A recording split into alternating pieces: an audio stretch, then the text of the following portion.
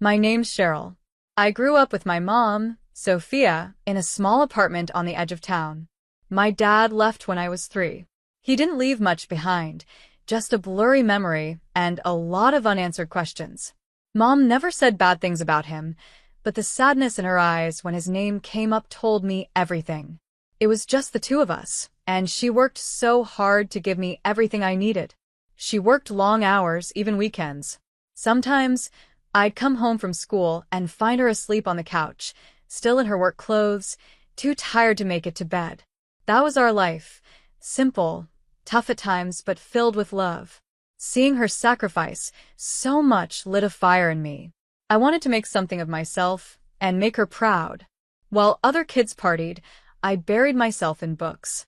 My hard work paid off when I got a scholarship to study economics at State College. When I got my acceptance letter, Mom cried happy tears for the first time. "You did it, baby," she said, hugging me tightly. "You're going places." I just know it. College was a whole new world. For the first time, I was surrounded by kids who grew up with more than just the basics. It was a bit of a shock, but instead of letting it bother me, I used it as motivation. I worked even harder and graduated with honors. When I walked across the stage to get my diploma, Mom cheered louder than anyone else. The pride in her eyes made all the hard work worth it. But that was just the beginning. With my new degree in hand, I was ready to face whatever came next. I got a job as an economist at a big company in the city. It was time to start a new chapter. "You call me every week, okay?" Mom said as she helped me pack my old car. "And don't forget to eat your vegetables." I laughed and hugged her tight. "I promise, Mom. I'll make you proud." Life in the city was fast and busy. I worked hard, determined to prove myself. Long nights, early mornings, and endless spreadsheets became my routine. It was exhausting, but I loved the challenge. After just 3 years, I got a big promotion. "Wow, Cheryl," my coworker Charles said when I told him the news. "We've got to celebrate. Drinks on me tonight." I couldn't say no. That evening, a group of us went to Charles's favorite bar. The music was loud, the drinks kept coming, and for the first time in a while, I let myself relax. That's when I saw him, tall, dark-haired, with a smile that could light up a room. He was at the bar, and our eyes met over the rim of my glass. Before I knew it, he was walking over. "I'm Jerry," he said, holding out his hand. "You look like you're celebrating something." I smiled, still riding the high of my promotion, and maybe a little tipsy. "I am. Big promotion. I'm Cheryl, by the way." We talked all night. Jerry was charming, funny, and genuinely interested in what I had to say. By the time we exchanged numbers, I was already smitten. A week later, we had our first date. Then another. And another. 7 months flew by, and I was head over heels for him. One crisp autumn evening, Jerry proposed. We were in the park where we'd had our third date, surrounded by trees glowing with red and gold leaves. He got down on one knee and slipped a stunning diamond ring on my finger. It felt like a dream, a fairy tale come to life. But a week later, things took an unexpected turn. Jerry told me it was time to meet his parents. "They're excited to meet you," he said, but something about his smile didn't feel right. I should have known something was up when we drove up to a huge mansion. The lawn was perfect, the cars shiny and expensive. This was serious old money. "Your parents live here?" I asked quietly. Jerry just nodded and led me to the front door. Before we could even knock, the door opened and an older couple stood there. They looked like they had stepped out of a fancy magazine. "Cheryl, these are my parents, Timothy and Janice," Jerry said. They gave me polite smiles, and I thought I caught an Italian accent. Inside, the house was like a museum.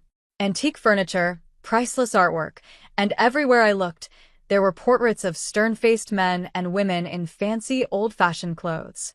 "Our ancestors," Janice said, noticing my stare. "All noble families from Italy. This one," she pointed to a particularly grim-looking man, "was a count in the royal court." I just nodded, completely out of my element. This wasn't my world. It felt like I'd stepped into another universe. "Shall we have dinner?"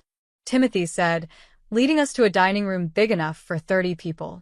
I sat down and stared at the silverware in front of me. Forks and spoons of all shapes and sizes. It looked like a shiny minefield. When the first course arrived, I froze. Which fork was I supposed to use? I glanced at Jerry, panic rising in my chest. He gave me a small smile and nodded toward the outermost fork. I grabbed it, feeling like a kid pretending to be an adult.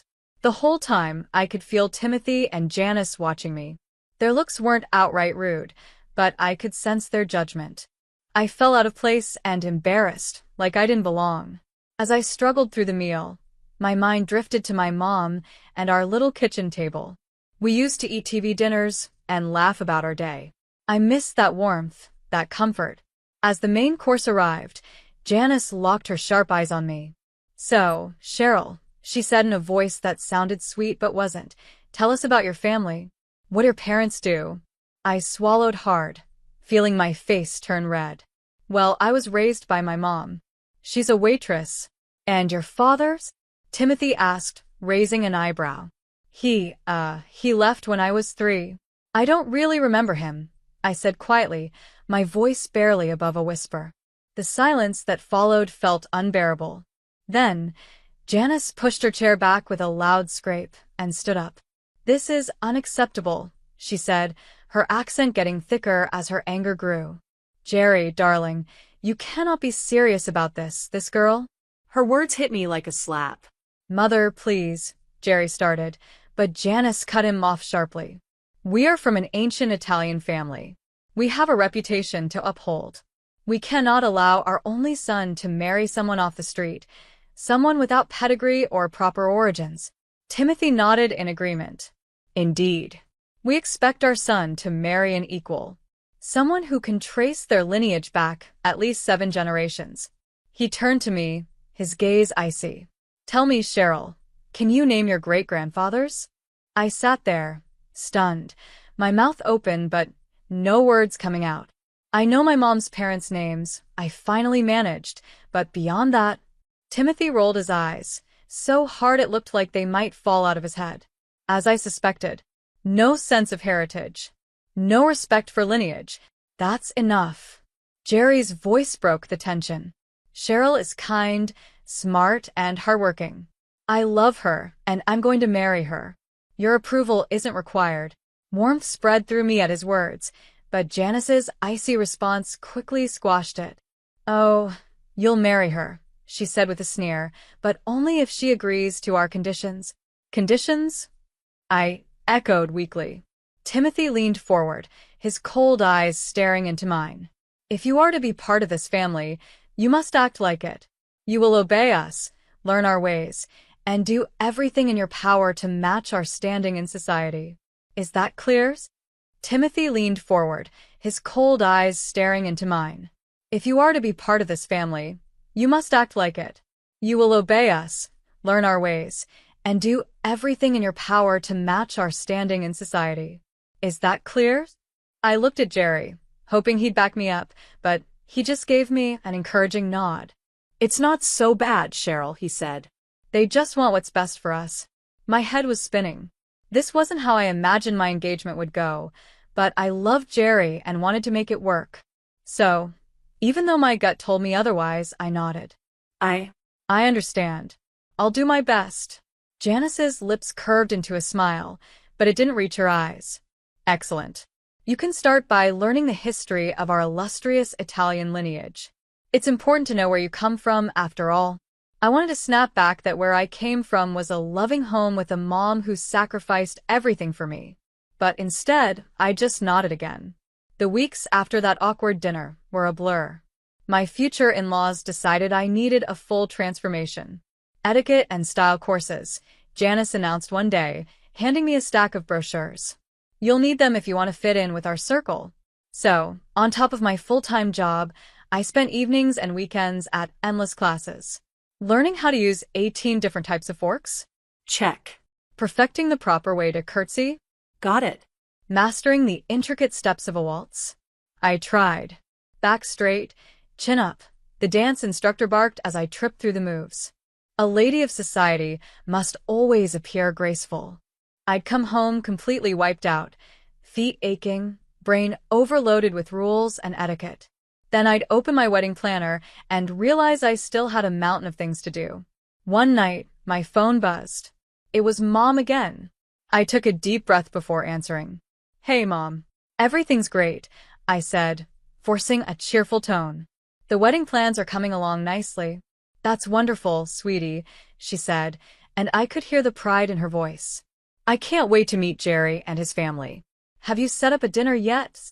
I winced, remembering the conversation I'd had with Jerry earlier that week. "Hey," I had said to him, "don't you think it's time you met my mom?" I'd brought it up one morning over coffee. "The wedding's getting closer. Don't you think it's time you met my mom?" Jerry barely looked up from his phone. "We'll meet at the wedding."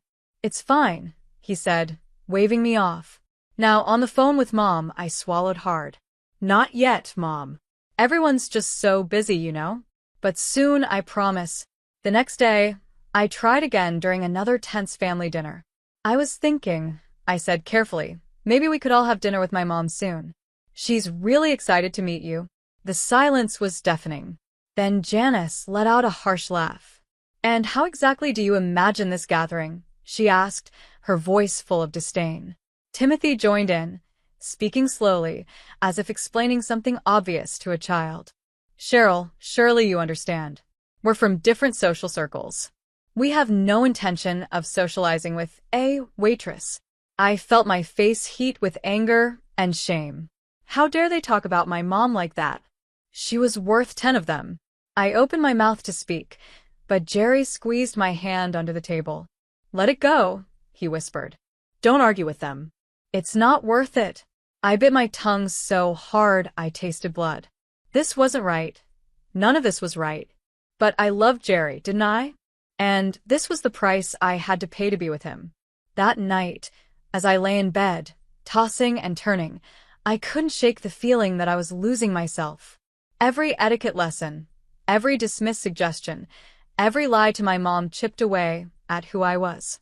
The real Cheryl was slipping away. Finally, the big day arrived. Months of planning, etiquette lessons, and family history lectures had led to this moment. Standing in the bridal suite, I stared at my reflection in the mirror. The woman looking back at me was polished, poised, and perfect, everything Janice and Timothy had wanted. But she didn't feel like me. "You look beautiful, honey," Mom said softly, her eyes filled with tears as she adjusted my veil. "I'm so proud of you." I forced a smile, trying to ignore the knot in my stomach. Thanks, Mom. "I'm just nervous, I guess." She squeezed my hand gently. "Everything will be fine. You'll see." If only she knew. The ceremony passed in a blur. The church was full of faces I didn't know. Jerry's side was packed with judges, politicians, and CEOs, what felt like half the city's elite.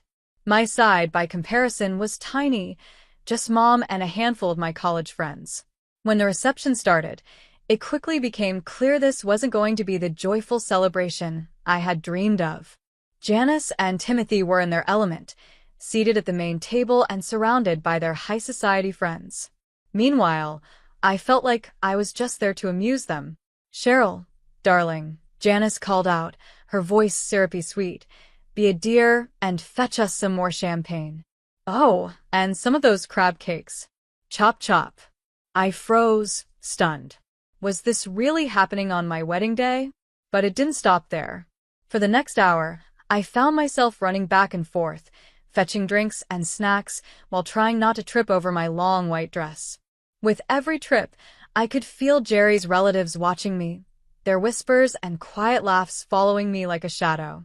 By the time I finally made it back to my seat, I was exhausted and on the verge of tears.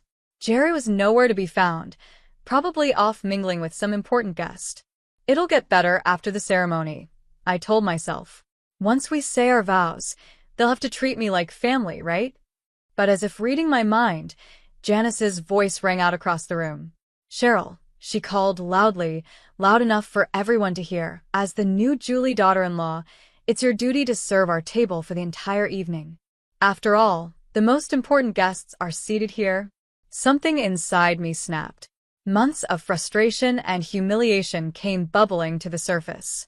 "No," I said, my voice trembling. I will not, I said firmly. It's my wedding day, and there are waiters for that. The room went silent. Janice's face twisted with anger. How dare you, she hissed. You will do as you're told, and know your place. You ungrateful little nobody. You have no right to contradict me, a woman of breeding and pedigree. Fury and embarrassment burned inside me as I turned and stormed off to find Jerry. I spotted him at the bar, laughing with his college friends, a half-empty champagne glass in his hand. Jerry, I hissed, grabbing his arm. We need to talk. Now. He turned to me, his eyes slightly unfocused. What's wrong, babe? Can it wait? I'm in the middle of a story. Ignoring him, I dragged him to a quiet corner, my hands shaking. Your mother is treating me like a servant on our wedding day, and you're here drinking and laughing like nothing's wrong. Jerry's expression darkened. Are you serious right now? You're bothering me with this nonsense?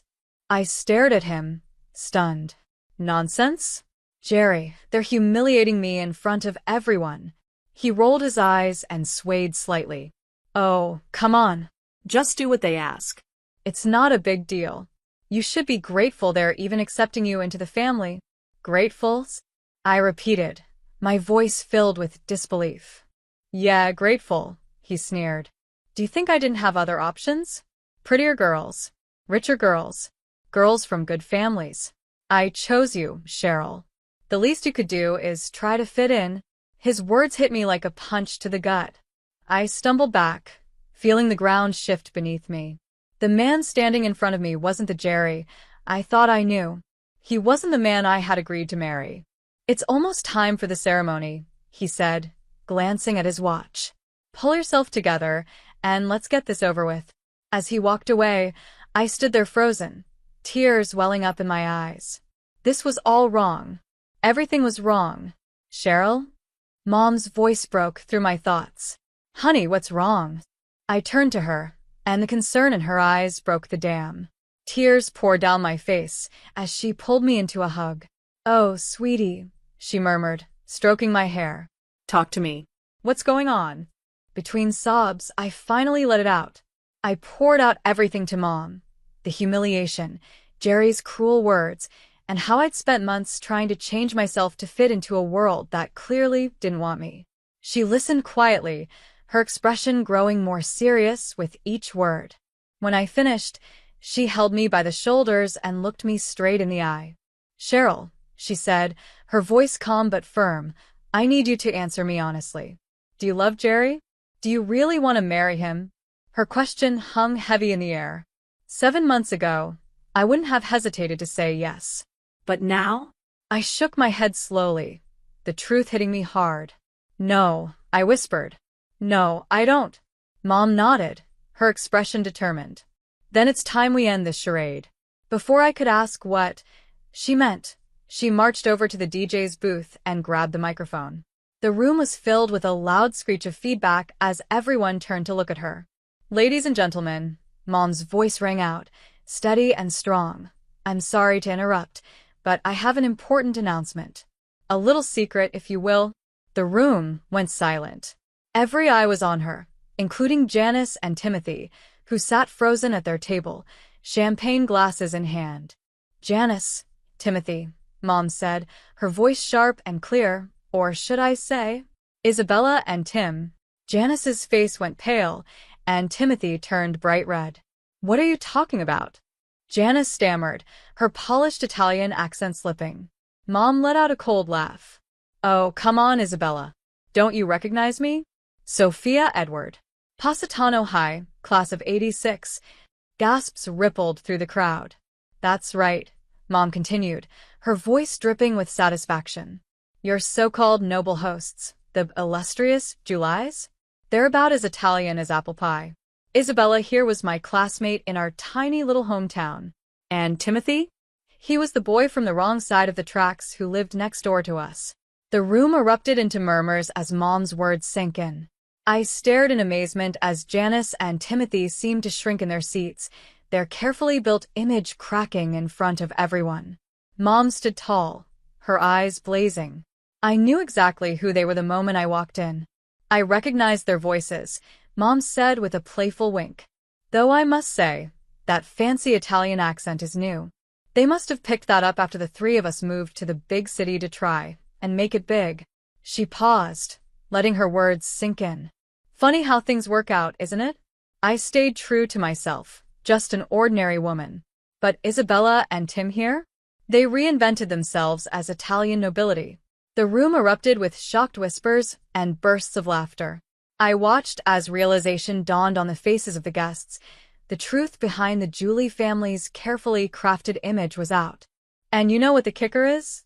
Mom's voice cut through the noise like a blade. These people, who made up their entire backstory and lied about their roots to climb the social ladder, had the nerve to look down on my daughter, to humiliate her and treat her like she's beneath them. Mom turned to face the crowd, her eyes blazing. Well, let me tell you something. There's nothing noble about lying. There's nothing elite about treating people like dirt. The only thing beneath anyone here is the behavior of those who think they're better than everyone else. The room fell silent. Slowly, heads began to turn toward Janice and Timothy. The admiration and respect they'd basked in earlier were gone, replaced by contempt and disgust. Janice and Timothy, their facade in shambles, started to stammer excuses. Their polished accents slipped away with every desperate word. "It's not what you think," Janice cried, her voice thick with a Midwest twang. "We just wanted to give our son a better life." Timothy added, his voice revealing a background far removed from luxury. Their pleas were ignored. The guests, many of whom had admired the Julie family for years, now looked away in disgust.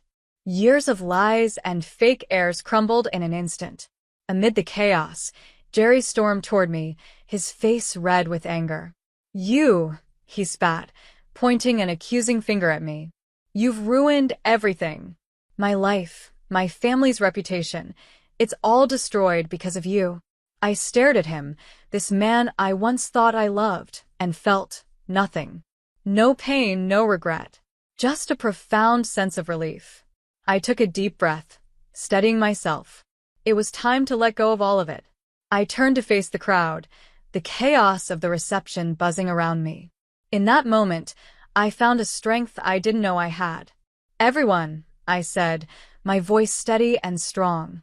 "May I have your attention, please?" The room went silent as all eyes turned to me. "I have an announcement to make," I continued. "There will be no wedding today." Gasps and murmurs rippled through the crowd, but I stood tall. I realized I made a mistake. I chose a man who was ashamed of where I come from. Someone who wanted me to change everything about myself just to fit into his world.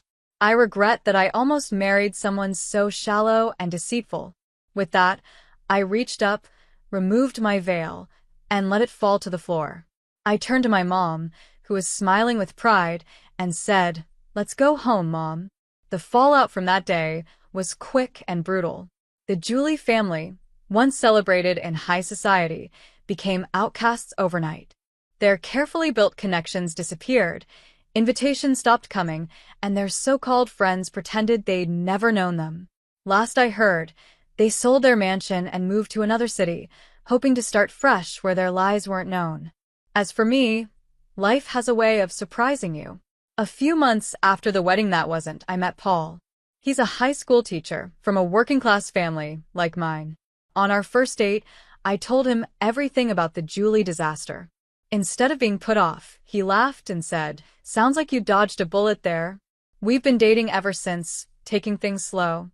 His parents are kind, down-to-earth people who welcomed me with open arms. No etiquette lessons needed, no lectures about family lineage, just warmth and acceptance. I'm back at my old job, working hard and earning respect the honest way. Mom and I are closer than ever. She's my hero, my rock, and I make sure she knows it every single day.